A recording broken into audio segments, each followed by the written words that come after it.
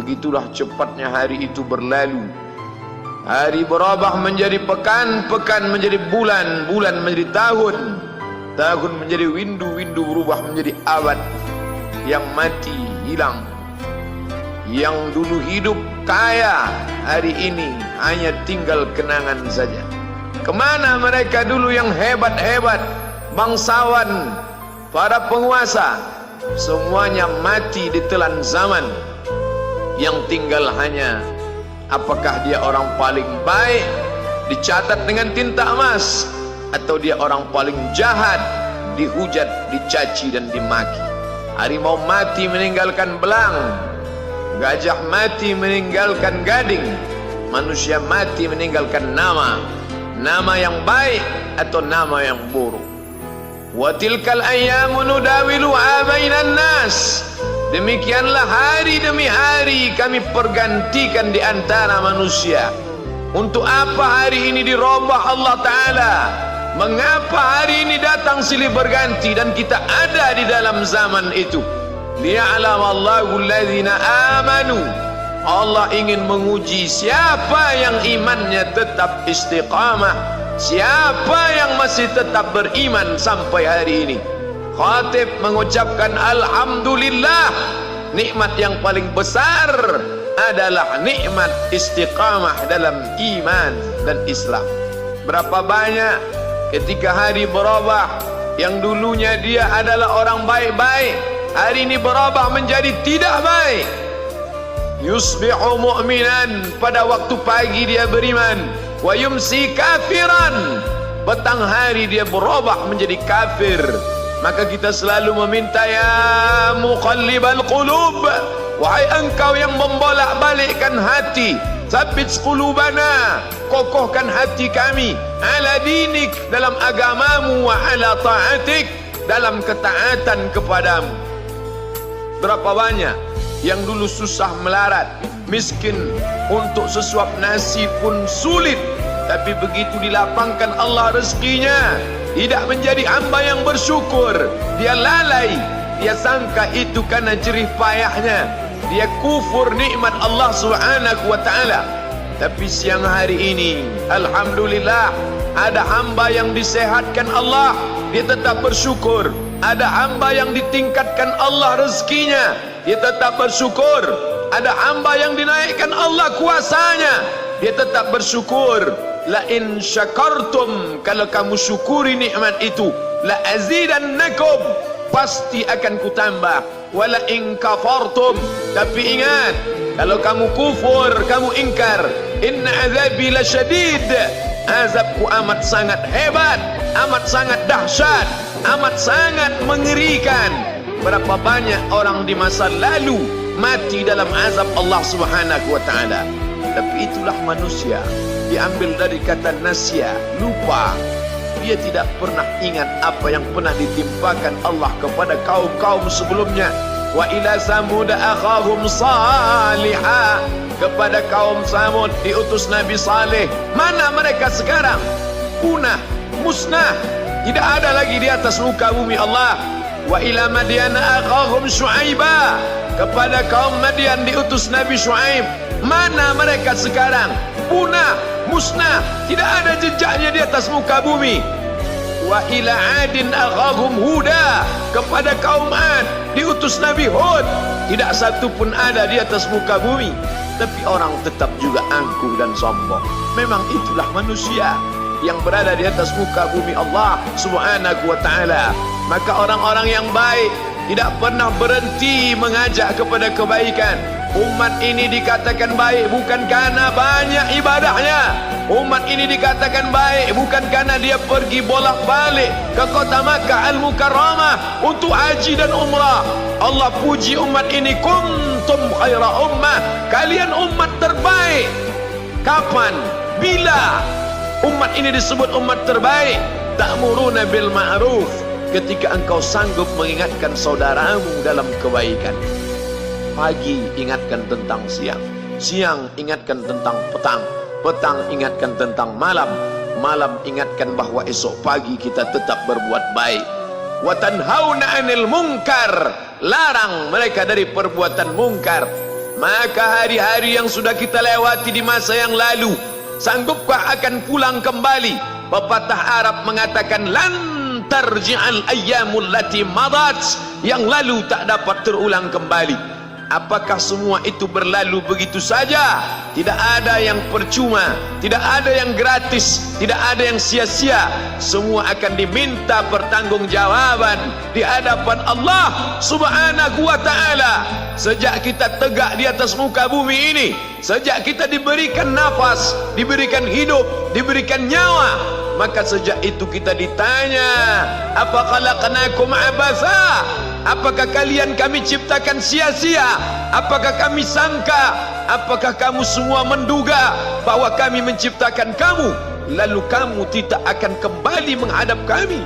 Semua akan diminta pertanggungjawaban di hadapan Allah Subhanahu wa ta'ala. Tidak ada kata yang dapat terucap dari lidah orang beriman selain ucapan astaghfirullahaladzim. Ampunkan segala dosaku di masa yang lalu. Aku lalai dan lupa ya Allah. Kami termasuk orang-orang yang menghilangkan usia kami ya Allah. Kami tak tahu ke mana umur kami selama ini. Berapa jam untuk perbuatan dosa, berapa untuk perbuatan maksiat. Padahal ketika tiba masanya, kami semua akan menghadapmu, dan pada saat itu semua akan dihitung menit demi detik. Detik semuanya tak ada yang dapat dari luput panggilan Allah Subhanahu wa ta'ala. Tidak ada yang lepas daripada pengawasan.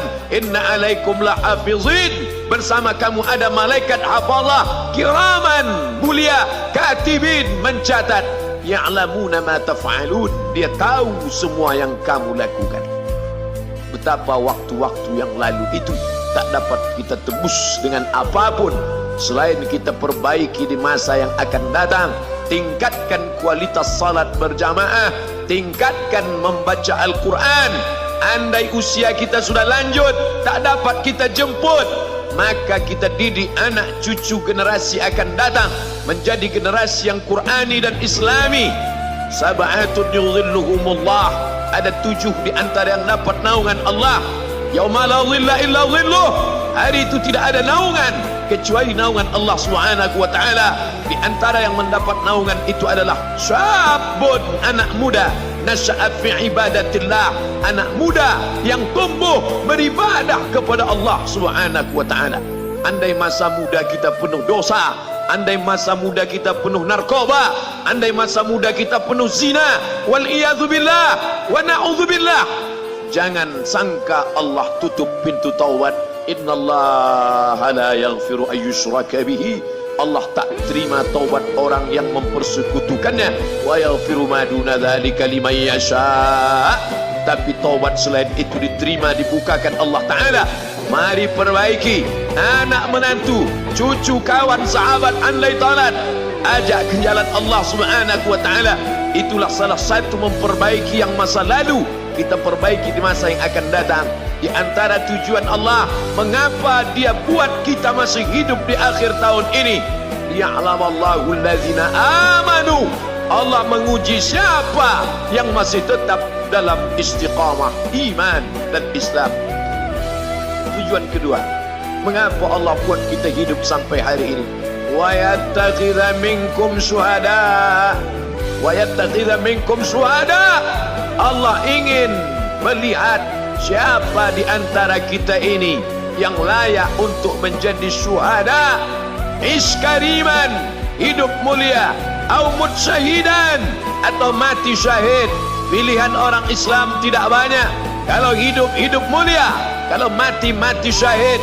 Jangan hidup hina, mati terlunta-lunta, tidak diterima Allah Subhanahu wa ta'ala. Hidup mulia atau mati syahid dipersaksikan oleh para malaikat. Man kharaja fi talabil ilmi, siapa yang keluar rumah dengan niat menuntut ilmu, fahuwa fi sabilillah, maka dia seperti orang yang berjihad fi sabilillah, yang jauh meninggalkan kampung halaman, menuntut ilmu di perantauan. Jangan kau sangka kau anak yang terbuang, engkau adalah seorang syahid. Andai mati dalam perjalanan, maka matimu adalah seorang yang mati syahid. Mencari rezeki yang halal, meninggalkan anak dan istri, demi untuk memberikan nafkah, menjaga diri dari riba, menjaga diri dari haram, menjaga diri dari syubhat. Ditinggalkan anak yang masih kecil, istri yang memerlukan kasih sayang. Kutinggalkan kalian bukan karena hawa nafsu, tapi ingin mencari yang halal. Tetesan air mata, penuh keringat dan kerinduan, munajat di tengah malam, dibayar Allah Ta'ala dengan tetesan darah seorang syahid. Man mata duna malihi, siapa yang mati membela kehormatan hartanya, fahuwa syahid, maka dia mati syahid. Betapa seorang yang susah melarat hanya untuk menjaga diri dari yang haram dan syubhat, Allah muliakan dia. Inna akramakum indallah, yang paling mulia di antara kamu di sisi Allah, atqakum, yang paling takut kepada Allah. Ramai kita di rumah Allah ini, yang paling kaya kah yang paling mulia? Tidak. Yang paling ganteng dan paling hebat kuasanya kah yang paling mulia? Bukan. Yang paling berilmu, buya, kiai, ulama, apakah dia yang paling mulia? Tidak ada jaminan. Tapi yang paling takut kepada Allah Subhanahu wa ta'ala, takut terjerumus dalam riba, takut terjerumus dalam syubhat, takut makan haram, sehingga dia biarkan dirinya dalam kesusahan, susah dalam pandangan manusia, melarat dalam pandangan orang kaya, tapi hidup mulia dalam pandangan Allah, para malaikat, nabi dan rasul. Hari ini orang itu dikatakan bodoh, hari ini dia dikatakan goblok, hari ini dia dikatakan kamu tolol sekali. Mengapa tidak kamu pakai kekuasaanmu? Mengapa tidak kamu pakai kesempatan? Hidup hanya sekali, pakailah sesuka hati. Tapi dia takut kepada Allah Subhanahu wa ta'ala. Pagi dan petang dia katakan, Allahumma ajirna minan nar, Allahumma ajirna minan nar, Allahumma ajirna minan nar. Selamatkan kami, aku, istriku, anakku, keluargaku dari api neraka ya Allah.